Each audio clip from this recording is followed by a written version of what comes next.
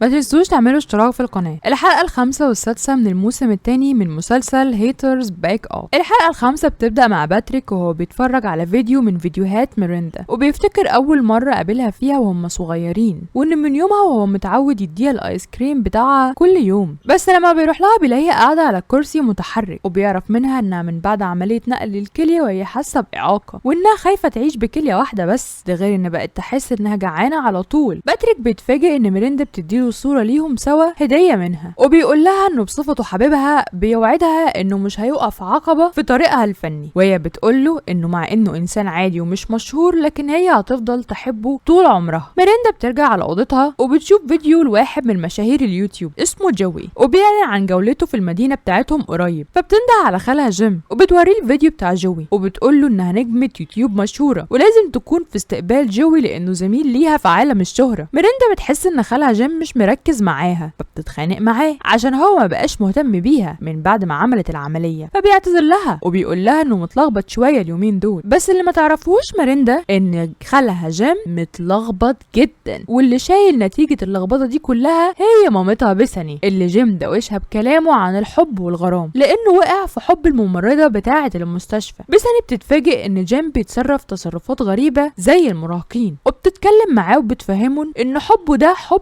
من طرف واحد بس، لان الممرضه ما بتحبهوش ولا هو في دماغها اصلا، ده غير انها متجوزه اساسا وعندها اسره، يعني ما ينفعش يخش معاها في اي علاقه غراميه، وبتطلب منه يركز في شغله مع ميريندا وينسى موضوع الممرضه دي خالص. جيم بيقتنع بكلام اخته بيساني وبيقرر انه يركز في الشغل بتاع ميريندا، وبيقترح عليها انها تخلي جوي يقع في حبها عشان يعملوا سوا دويتو مثالي وهيكونوا حديث جمهور اليوتيوب كله، وبكده نجوميتها هتكبر وشهرتها هتزيد جدا. لكن ميريندا بترفض فكرته وبتقوله انها بتحب باتريك اللي بيكون في بيته ومعاه بنت اسمها اماندا اللي اشترت منه حاجته لما كان زعلان مع ميريندا، ودلوقتي بترجعهم له لما طلبهم منها. اماندا بتكون معجبه بباتريك وبالعابه السحريه، وبتقوله ان نفسها تشارك معاه في اي عرض سحري، وانه لو احتاج اي شريك ليه هي هتكون موجوده في انتظاره. بس باتريك بيعرفها انه مش هيعمل اي عروض قريب، وانه مركز مع ميريندا في شغلها الفتره دي، وبتشوفهم ميريندا وبتفهم الموضوع غلط وبتفتكر ان باتريك بيخونها، فبترجع على البيت وهي منهارة من العياط وبتحكي لمامتها على اللي حصل، ومامتها بتقعد جنبها وبتواسيها. ايميلي بتكون في المرسم بتاعها بس قاعدة زهقانة ومش عارفة ترسم ايه، وبتشوف صورة ميريندا اللي هي رسمتها لها لما كانت في المستشفى، فبتروح لها عشان تديها لها، لكن بتتفاجئ ان ميريندا بتفتكر انها جاية تشمت فيها وانها بتتريق عليها عشان عايشة بكلية واحدة، وما بترضاش تبص على الصورة اصلا. ايميلي بتستغرب من رد فعلها وبتسيبها وبتمشي. تاني يوم باتريك بيروح لميريندا عشان يصبح عليها ويديها الايس كريم بتاعها زي كل يوم، بس بيتفاجئ انها في قمة غضبها وبترمي الايس كريم بتاعها على الجزمة بتاعته، وبيسألها عن سبب زعلها منه، فبتقوله انه عارف هو عمل ايه، وبتسيبه وبتمشي. وبتروح لخالها جيم وبتطلب منه يعمل لها خطة عشان يخلي جوي يقع في حبها. باتريك بيكون مستغرب من اللي ميريندا بتعمله معاه، فبيروح على ايميلي وبيحكي لها على اللي حصل. ايميلي بتقوله انها عرفت من مامتها ان ميريندا شافته مع بنت غيرها. باتريك بيتفاجئ بكلام ايميلي وبيقرر انه يروح يدور على ميريندا عشان يفهمها اللي حصل. جيم بياخد ميريندا وبيروحوا على الحفلة بتاعت جوي، وبيشغل المزيكا وبيخلي ميريندا تغني من غير ما تستأذن حد. جوي بيتفاجئ بميريندا اللي بتعمل حركات غريبة وهي بتغني، وهو طبعا طالع لايف ومش عاوز يحرجها. وبيوصل باتريك وبيكون عاوز يتكلم مع ميريندا ويفهمها اللي حصل بينه وبين اماندا، لكن خالها جيم بيمنعه وبيقوله انها دلوقتي بتحط رجلها على اول سلم الشهرة والنجومية، لان جوي وقع في حبها من اول نظرة وهما الاتنين عاملين دويتو هايل، وبيقوله انه لو بيحب ميريندا فعلا لازم يتمنى لها الخير والسعادة، وانه ما يقفش قدام احلامها وطموحاتها. باتريك بيقتنع بكلام جيم وبيمشي من المكان وهو زعلان جدا. بالليل ميريندا بتكون قاعدة زعلانة عشان فاكرة ان باتريك كان بيخونها، وبتدخل عليها ايميلي وبتحاول تتكلم معاها عشان تخرجها من اللي هي فيه، لكن ميريندا بترفض تتكلم، فبتقول لها انها لو احتاجت تتكلم معاها هي هتكون في انتظارها في اوضتها. وبعد ما بتمشي ايميلي ميريندا بتشوف الصورة اللي هي رسمتها لها فبتعجبها وبتعلقها على الحيطة. باتريك بيكون قاعد زعلان في البيت لانه خسر حب حياته واللي اتخلت عنه من غير ما حتى تتكلم معاه وتديله فرصة يدافع فيها عن نفسه. فجأة بيلاقي اماندا بتتصل بيه وبتقوله انها رايحة تتدرب على العاب مبارزة بالسيف وعاوزاه يروح معاها عشان هي هتقدم فقرة حلوة، وبتطلب منه يفكر ويرد عليها. الحلقة السادسة بتبدأ مع ايميلي ومامتها. مامة ايميلي بتتفرج على فيديو من بتوع ميريندا وبتكون وبتكون معجبه بيه قوي، لكن ايميلي بتسالها يا ترى هي معجبه بيها عشان هي فعلا فنانه وموهوبه ولا عشان اديتها الكليه بتاعتها. مامتها بتقول لها انها مش عارفه بالظبط هي معجبه بفيديوهات ميريندا ليه. بعدها ايميلي تكتشف سر رهيب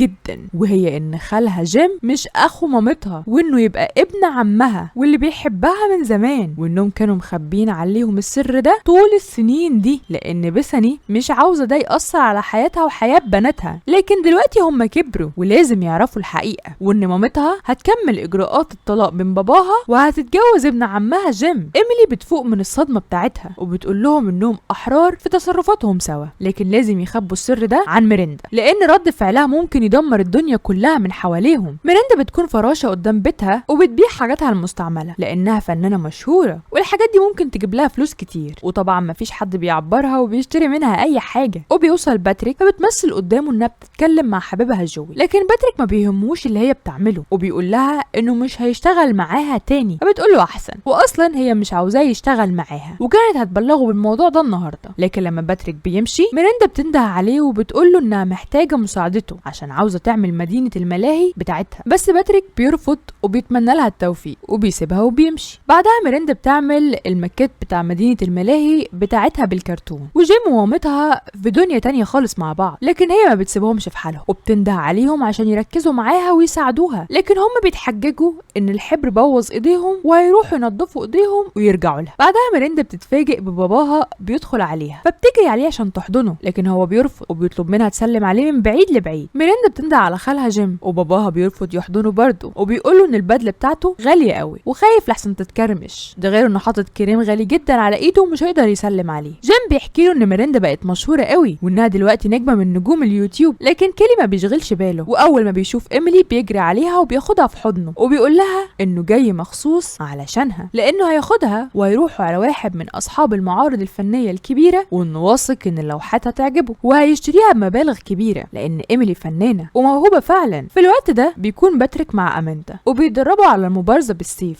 واماندا بتشكره عشان قبل الدعوه بتاعتها. كيلي وايميلي بيروحوا لصاحب المعرض بس ما بتعجبوش اي لوحه من لوحات ايميلي، وبيقول انها مبتدئه ومحتاجه تشتغل على نفسها اكتر، وانه كان متوقع يشوف لوحات جذابه اكتر من كده زي ما وعده. كلام صاحب المعرض ما بيعجبش كيلي اللي بيتخانق معاه وبيتهمه انه ما بيفهمش في الفن خالص وبيسيبوه بيمشي، وبيرجع هو وايميلي على البيت، وايميلي بتتفاجئ لما بتلاقي باباها قرر انه يغير ديكورات الاوضه بتاعتها عشان هيعمل لها معرض خاص للوحات بتاعتها، وبيعرفها انه متاكد ان اللوحات دي هتعجب ناس كتير. ميريندا بتكون قدام البيت وبتشوف باتريك راكب العجله بتاعته واماندا راكبه وراه، فبتتنرفز جدا وبتاخد السكوتر بتاعها وبتروح وراهم، وبيكونوا رايحين على السوبر ماركت اللي مامتها بتشتغل فيه. ميريندا بتعمل نفسها بتقابلهم بالصدفه وبتتعرف على اماندا وبتتكلم معاها بطريقه مش كويس وبتقول لها انها نجمه يوتيوب مشهوره، ده غير انها بتعمل مدينه ملاهي قدام البيت بتاعها وبتعزمها على حفله الافتتاح. لكن اماندا بتقول لها انها ما سمعتش خالص عن مدينه الملاهي دي، فبتقوم ميريندا رافعه سماعه التليفون الداخلي بتاع الماركت وبتعلن عن افتتاح مدينه الملاهي بتاعتها واللي هيكون خلال ايام. وبيوصل خالها جيم وبيتكلم هو كمان في الاذاعه الداخليه للماركت، وطبعا كل الموجودين بيكونوا مستغربين من اللي بيحصل. وبيوصل صاحب السوبر ماركت وبيحاول يمنع ميريندا، لكن هي بتطلع فوق عمود كبير وبتقول للموجودين ان النهارده في عرض مجاني لاي حاجه في السوبر ماركت بمناسبه افتتاح مدينه الملاهي بتاعتها. وبتخرج بساني وبتتكلم مع ميريندا وبتحاول تخليها تسكت وتبطل اللي هي بتعمله ده. صاحب الماركت بيحاول يخلي ميريندا تنزل من فوق العمود، لكن هي بتقع على البضاعه اللي في السوبر ماركت، وبعد ما بيطمنوا عليها صاحب الماركت بيبلغ مامتها انها مرفوضه. ولما بيرجعوا على البيت بيلاقوا جواب من صاحب البيت عشان عليهم ايجار متاخر وقدامهم فرصه اسبوعين بس وبعدها هيطردهم من البيت. جيم بيقول ان الاسبوعين دول مده كافيه قوي عشان يكونوا شغلوا فيها مدينه الملاهي بتاعت ميريندا وهيقدروا يكسبوا فلوس كتير ويدفعوا الايجار، وبيروحوا سوا عشان يجهزوا ترتيبات افتتاح مدينه الملاهي. وبيسيبوا بيساني واقفه محتاره ومش عارفه تعمل ايه وهي بتبص على مدينه الملاهي بتاعت ميريندا. وبكده احنا وصلنا لنهايه الحلقه الخامسه، انتظروا التكمله. يا رب يكون فيديو المره دي عجبكم. السلام عليكم.